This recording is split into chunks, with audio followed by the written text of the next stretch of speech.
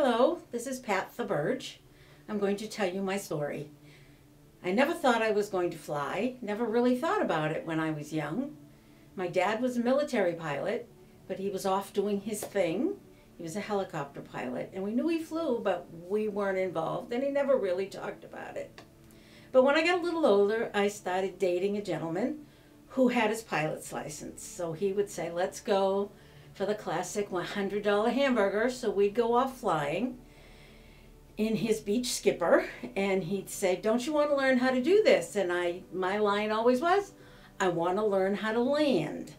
I don't care if I just want to have to put it on the ground if anything happens to you. So I started taking a few lessons, and after the first couple lessons, I kept landing very sick to my stomach, and then I got angry because I didn't want that to beat me. I said, come on, I need to be a pilot here. So I kept going, and I kept going, and I finally got my pilot's license, and I wasn't seeing the gentleman anymore, but I was still flying his beach skipper. That's what I did my primary training in. So eventually he decided to get rid of the plane. So then I had my private, and I joined a flying club. I always flew out of the Lawrence Airport. So after he got rid of the Beechcraft skipper, I looked around, and renting an aircraft was great at the Lawrence Airport where I flew, but I wanted to be able to take it for weekends. My family has a place up in Maine, so I wanted to be able to go weekends up there, and renting a plane for the weekend is not viable, really. So there was a flying club at the airport, so I joined the flying club. There were 2 aircraft, 39 gentlemen, and me. So that was always a challenge. Some of the older guys didn't think that I should be flying their airplane, so it was the typical story about the old boy network, so I had trouble with them for a while. So that wasn't working out great. So I decided to jump in and purchase my own aircraft. At the FBO, they were really great helping me find a plane. So I got a 1975 Cessna 172, and the rest of my flying career was in my Cessna 172. And about that time when I got it, I started my instrument training. So I did all of my instrument training in that as well. Took it weekends up to Maine, which was always great. Lots of times I'd land at the airport, and a family member would come and pick me up and take me to the lake, and we'd spend the weekend. Then I'd go back and fly home. It was very nice, no traffic. It was lots of fun that way. Lots of times there were guys at the airport, and they'd always talk to someone else about the airplane, never thinking that it was my airplane. So that was always a challenge. They'd look at the man and say, so how long have you had the aircraft? And they'd say, ask her, it's her airplane. But somehow it never penetrated. So one of my great flying adventures is when I was doing my instrument training, the FBO I was at put together this trip. And you can see by the red lines, we went all the way down the East Coast, out to the Bahamas, and then all the way back up the East Coast, back to Lawrence, Mass. We went to Atlantic City and Washington, D.C., and Kitty Hawk, and Sun and Fun.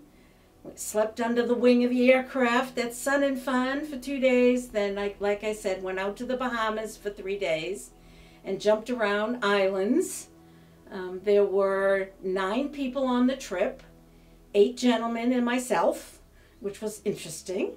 So there were 6 students, instrument students, and 3 instructors, and 3 different aircraft.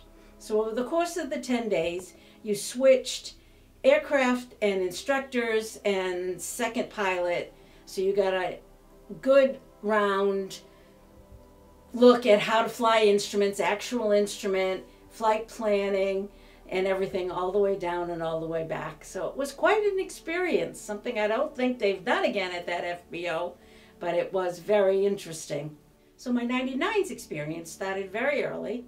Like I said, the gentleman I was dating, he introduced me to a relative of his, a cousin's wife. Turned out to be Sarah Hayden, former WASP and 99 member. So the day I met her, it was the end of November, and she went, the next 99's meeting is our Christmas party, and you're coming with me. There was no question one way or the other. So my first meeting was the 99's Christmas party, and it happened to be the day before my private pilot check ride. So the next day, in December of 1989, is when I took my private pilot check ride after having all the encouragement from the 99's, which was great. So Sarah started my career with the 99's, I have to say. So I started out going to meetings and everything, and first job I took on was the AE scholarship chair for the chapter.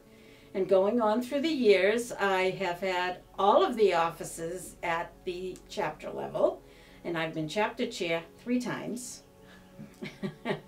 So after that, of course, you move on to the section, and but during the chapter years, we did a number of things. We put together a cookbook that I did a lot of work on, putting it all together and getting it published.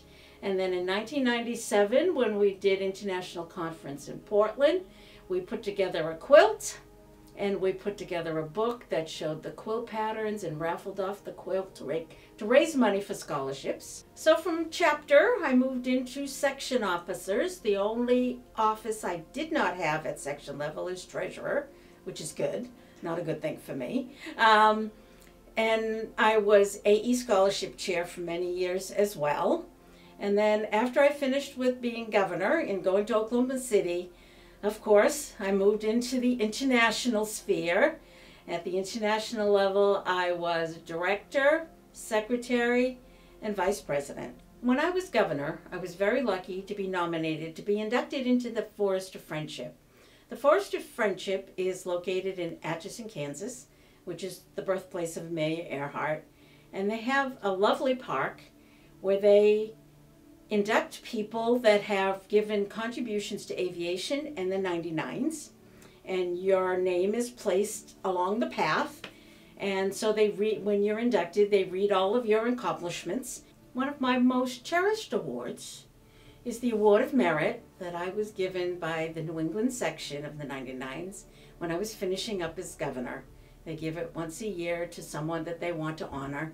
So I got it right after I finished being governor of the section. So when I was international secretary, I was featured in one of the 99's news magazines. There I am. They do that for all of the officers, I think. I think they still do it. So mine is in March, April of 2009, when my article was in the 99 News. So 2 other positions after I was finished at being vice president. I was on the bylaws committee, and in the bylaws committee at that time, we wrote all the procedures for the electronic voting, which was new, had not done anything like that. So that was a lot of work and trial and error to get that going. And then I was election procedures chair for a round and implemented what we did in the bylaws so that y'all can vote electronically and make it easy to get our elections done. So as a gift, when I was finished as a chapter chair first time, they gave me an Amelia Earhart medal. The scholarship winners get one in bronze, but we used to be able to get them in silver for any award that we wanted to give. And on the back of this one, it says Eastern New England 99's, Patricia Theberge, chairwoman, 1995 to 1997. And I wear it proudly. So one of the things at the Forest of Friendship, you get this beautiful plaque that says you've been inducted. And mine, I was very lucky. It's signed by an original 99, Faye Gillis Wells, and it was the last year that she was there. So being a 99 has opened worlds to me that I never thought I could ever imagine. Meeting so many wonderful people. I've met 5 of the original 99's, which was always exciting to meet one of them.